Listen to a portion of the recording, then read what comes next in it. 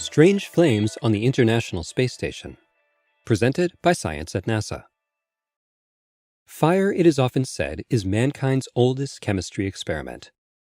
For thousands of years, people have been mixing the oxygen-rich air of Earth with an almost endless variety of fuels to produce hot, luminous flame. There's an arc of learning about combustion that stretches from the earliest campfires of primitive humans to the most advanced automobiles racing down the superhighways of the 21st century. Engineers study burning to produce better internal combustion engines. Chemists peer into flames looking for exotic reactions. Chefs experiment with fire to cook better food. You would think there's not much more to learn. Dr. Foreman A. Williams, a professor of physics at the University of California, San Diego, would disagree. When it comes to fire, he says, we're just getting started. Flames are hard to understand because they're complicated. In an ordinary candle flame, thousands of chemical reactions take place. Hydrocarbon molecules from the wick are vaporized and cracked apart by heat. They combine with oxygen to produce light, heat, carbon dioxide, and water. Some of the hydrocarbon fragments form ring-shaped molecules called polycyclic aromatic hydrocarbons, and eventually, soot. Soot particles can themselves burn or simply drift away as smoke. The familiar teardrop shape of the flame is an effect caused by gravity. Hot air rises and draws fresh, cool air behind it.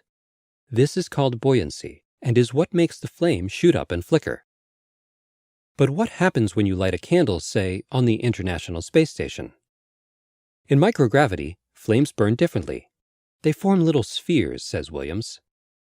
Space station flame balls turn out to be wonderful mini-labs for combustion research.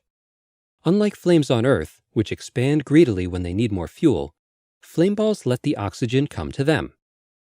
Oxygen and fuel combine in a narrow zone at the surface of the sphere, not hither and yon throughout the flame. It's a much simpler system. Recently, Williams and colleagues were doing a space station experiment called FLEX to learn how to put out fires in microgravity when they came across something odd. Small droplets of heptane were burning inside the FLEX combustion chamber. As planned, the flames went out. But unexpectedly, the droplets of fuel continued burning.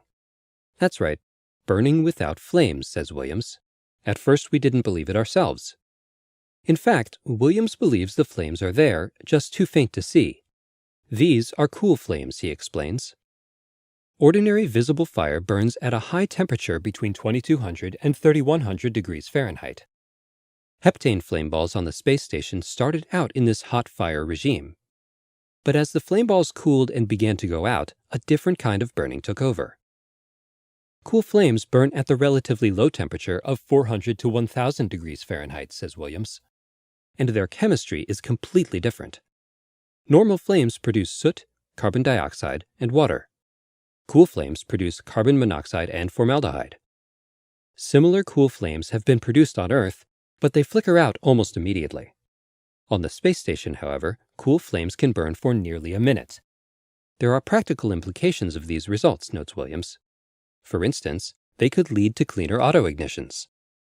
One of the ideas that auto companies have worked on for years is HCCI, short for homogeneous charge compression ignition. In the automobile cylinder, instead of a spark, there would be a gentler, less polluting combustion process throughout the chamber. The chemistry of HCCI involves cool flame chemistry, says Williams. The extra control we get from steady-state burning on the space station will give us more accurate chemistry values for this type of research. Just getting started, indeed. For more information about strange flames and other mysteries in Earth orbit, stay tuned to science.nasa.gov.